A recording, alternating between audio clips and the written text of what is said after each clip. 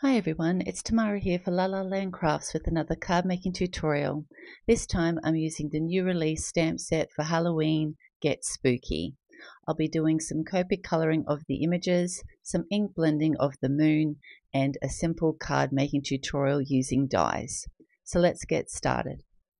I've grabbed out the Get Spooky clear stamp set, and I'm going to actually stamp out 3 of these. Initially I'll stamp out 2 using some Copic Express It with my MISTI, so I'll just pop that in and just turn that to the side. I'll grab my 2 images that I'll be using and my Memento Tuxedo black ink. We'll get them stamped up onto our Copic Express It cardstock. Give that a good rub.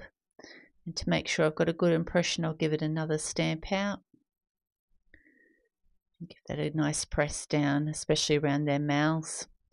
So now I'll just turn on some music while I do some very simple Copic colouring.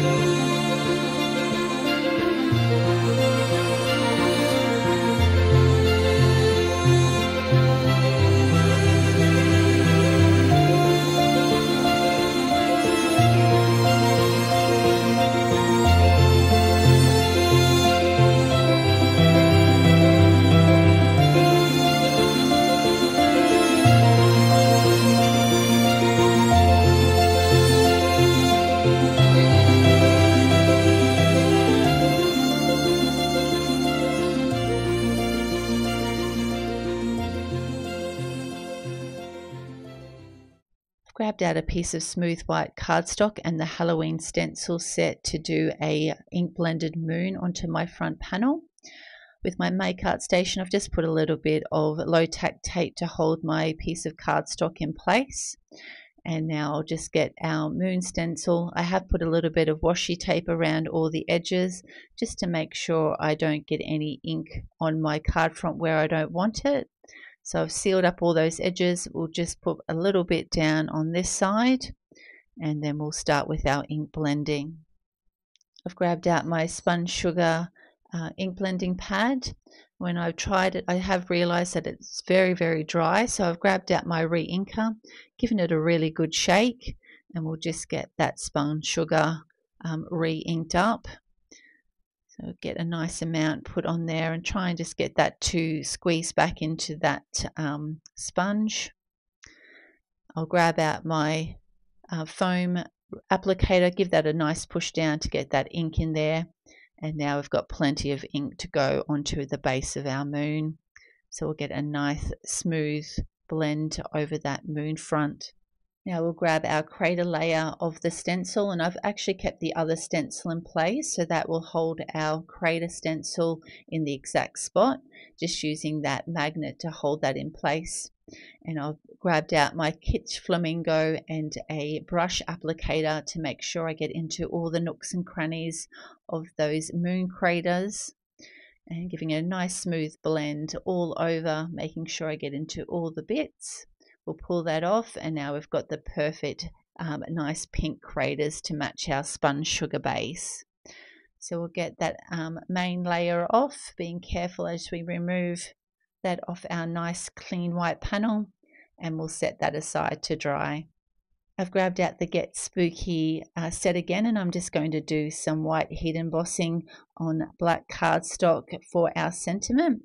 So I'll grab out my Misty and get my piece of black cardstock in place with the sentiment set in place.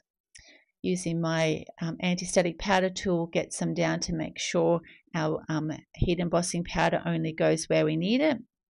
Give that a double stamp up, and our folded piece of white printer paper and white heat embossing powder, and we'll get that sprinkled on. And I'll preheat my heat gun tool, go in the back first and then to the front until that's nice and melted. Now, out of black cardstock, I'm going to cut out the Spooky House die, the Spooky Fence die, the Mushroom Grass border, the Three Clouds dies, and also the Hard Candies dies. So I've grabbed out my Spellbinders cutting machine and just going to place a few pieces into this first panel. And now we've got our house and one of our clouds cut out. So we'll set that aside while we cut out the rest. We'll grab our grass border and a couple of the other cloud dies, pop that through our die cutting machine until we've got all our panels cut out in the black cardstock. So we'll pull out those panels and one of the fence dies, setting them all aside, and then we'll cut out our final layers of our hard candies, our other fence, and our final cloud die. So run that through the die cutting machine. Oh, it had moved, so make sure that it's all lined up and hold that top panel in place as we run that through our machine. And we've got all our pieces cut out ready to go for our assembly. Now I've grabbed out the Scallop Sentiment Labels die and just using a bit of washi tape to make sure that stays in exactly the right place. Just pop that down on the end and run that through the die cutting machine. And now with that holding it in place, we've got our perfectly cut out sentiment. We'll set that aside while we work on our other pieces. Now I've just used a Copic marker to match in with the pinks that I've used for my moon and also the other pink kind of splashes of colour on our ghosts. Using a pencil, I'm just tracing around these openings because I want those pink accents to shine through the windows and also behind our candies. So just tracing around the outside of all of those elements. Once I have got that all traced out, I'll grab out my scissors and just cutting on the inside of where I've done my tracing. I know that I'll have the exact size colors needed to hide behind those windows and just have that beautiful pop of pink showing through. So I'll do that now for the other window and also the candies. Now just adding a little bit of glue to the back of the house. I'll get that pink panel glued onto the backing. Just making sure that's all lined up and not showing from the outside except for those pink openings of the windows. We'll get that to the bottom window, making sure that's all lined up.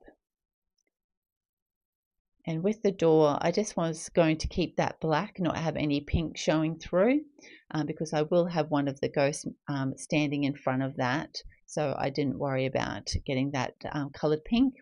But to make sure that the door is secured, I just grabbed some washi tape and just taping that down. That will hold that in place until we get that attached to our card front.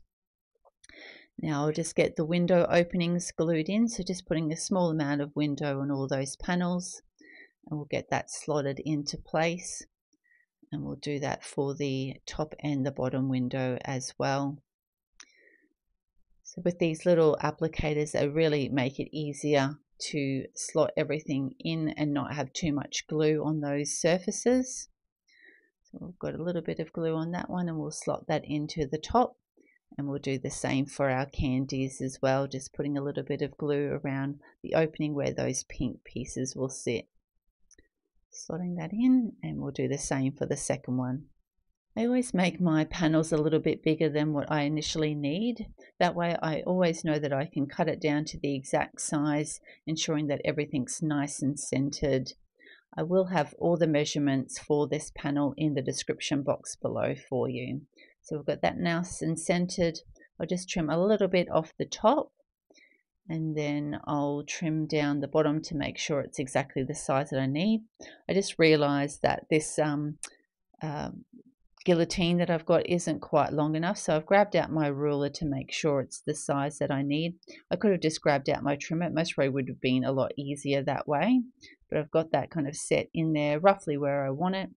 I'll grab out my ruler and just make sure that I have cut that in the right place, which thankfully I have.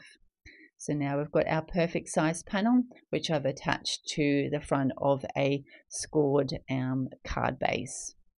I'm going to trim off these little mushrooms because I do want some of the candies nestled down in the grass, so we'll just keep it so that it's just the grass only.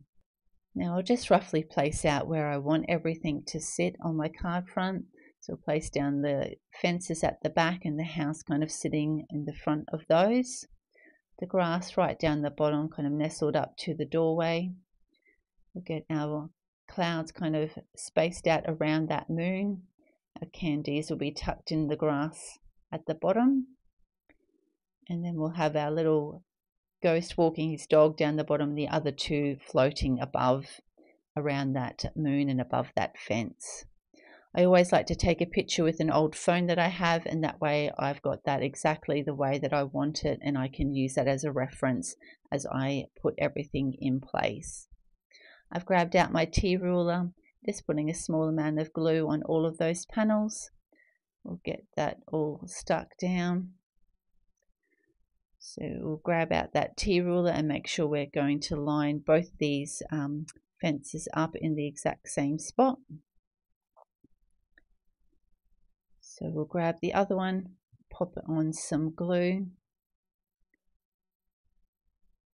And this is a nice, really thin applicator, so with these little intricate dies it works perfectly for just putting a small amount of glue on your die cuts. So we've got that fence in place, and that's all lined up perfectly using that T-ruler. We'll get our house glued down. Now I've grabbed out the big one because it is a bigger die cut. So I've got a lot of glue on those bits, and just on the smaller portions I'll grab out that smaller glue applicator now to put on the smaller portions and just smooth out that glue that I've already put on there, and we'll get that attached to the front of the card. Give that a good press down. Now with our little ghosts, I'm going to put them on with some foam tape to get them propped up above our scene. So we'll get off all the release paper and get our dog walking ghost to the front of the house. And we'll also have to put some foam squares on the back of our grass, and then we'll have our candy nestled in amongst that. We'll just get that placed down, try and knot it to get it to stick to my fingers. And we'll remove all the release paper, and we'll get that attached to the base of our card, just lining it up along that base of that front card base. That's nice and straight there. I'm just going to place out everything else and work out what I want stuck down and what I'll have propped up with foam tape. So with the clouds, we'll get them stuck down completely. Just working out with that sentiment, making sure I'm putting our cloud in the right spot. And we'll get our final cloud just placed down the bottom there. Just grab my other ghost to make sure I'm putting this in the right spot. Get that working out exactly where I want it. And now we'll get our candies popped down the bottom. So again, I'll just prop them up with a little bit of foam tape so that they're kind of nestled in that grass, which is also propped up with the foam tape. I've just got my little foam squares so we can just fit them in perfectly along there. And I've taken off the release paper again. We'll just set them down in amongst the grass, kind of propped up against that fence. Perfect for Halloween night.